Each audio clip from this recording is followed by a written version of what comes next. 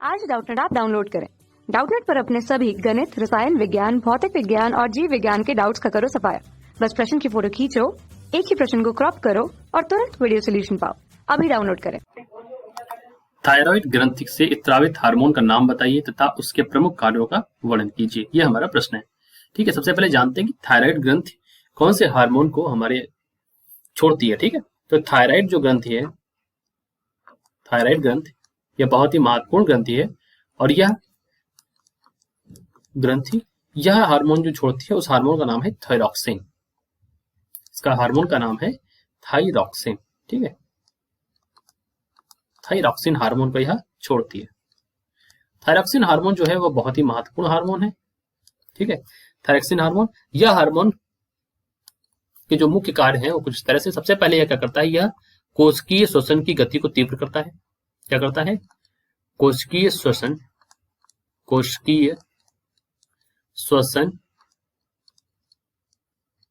की गति को यह तीव्र करता है, कि गति को तीव्र करता है। ठीक है, यह इसका मुख्य कार्य तीव्र करता है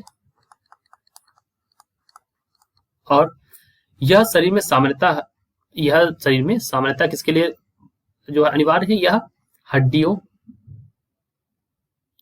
या वृद्धि के लिए भी मतलब महत्वपूर्ण है, वृद्धि के लिए भी। और वृद्धि में भी यह किसके वृद्धि के लिए जो आवश्यक है वह है हड्डियों की वृद्धि के लिए, हड्डियों तथा बाल आदि के विकास के लिए आवश्यक है, बाल आदि के विकास के लिए आवश्यक है। ठीक है, विकास के लिए आवश्यक है।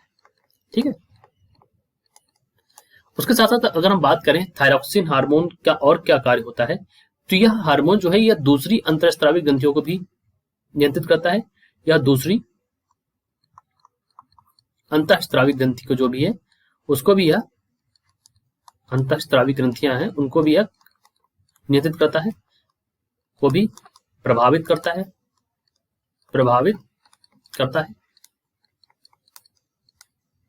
ठीक है, और इसके जो मुख्य कार्य है, यह एक और कार्य करता है, यह पीयूष ग्रंथि के साथ मिलकर, यह पीयूष ग्रंथि होती है जिसको यह पीयूष ग्रंथि के साथ मिलकर, पीयूष ग्रंथि के साथ मिलकर यह क्या करता है, यह जल को, हमारे बॉडी में जो जल संतुलन होता है उसको भी नियंत्रित करता है। तो जल संतुलन को नियंत्रित करता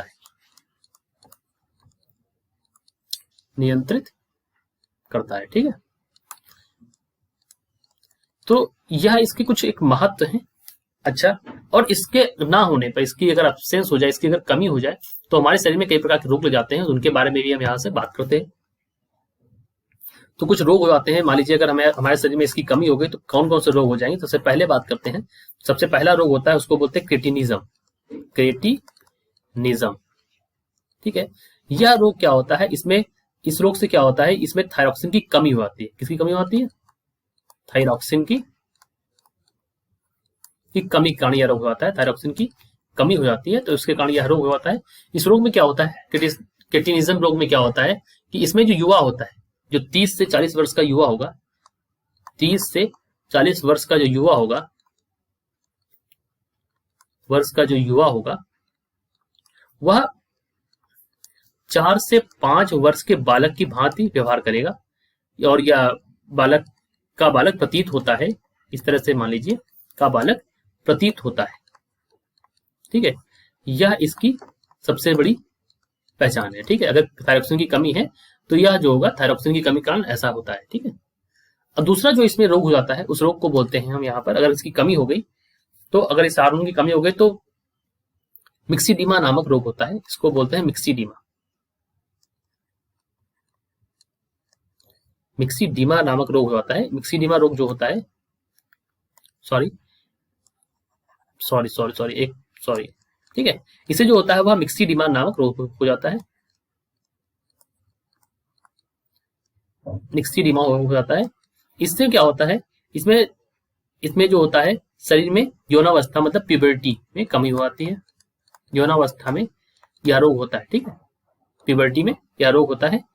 तो और उसके बाद अगर यह काफी लंबे समय तक, मतलब यह कमी जो है थायरॉक्सिन की काफी लंबी समय तक रही, तो यही बीमारी आगे बढ़कर क्या बन जाती है जाके, इसको बोलते हैं हाइपोथायरॉयडिज्म।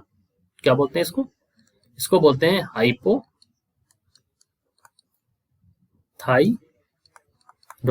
ठीक है। तो यह रोग आगे चल के हाइपोथायरॉयडिज्म का रूप ले लेता है, ठीक है। अच्छा, इसके अगर कमी हो गई, अगर थायरॉक्सिन हार्मोन की कमी हो गई, तो इसमें क्या होगा? अगर भोजन में आयोडीन की कमी है, ये तो बहुत ही महत्वपूर्ण है समझना कि अगर भोजन में किसकी कमी हो गई, अगर भोजन में आयोडीन की कमी है,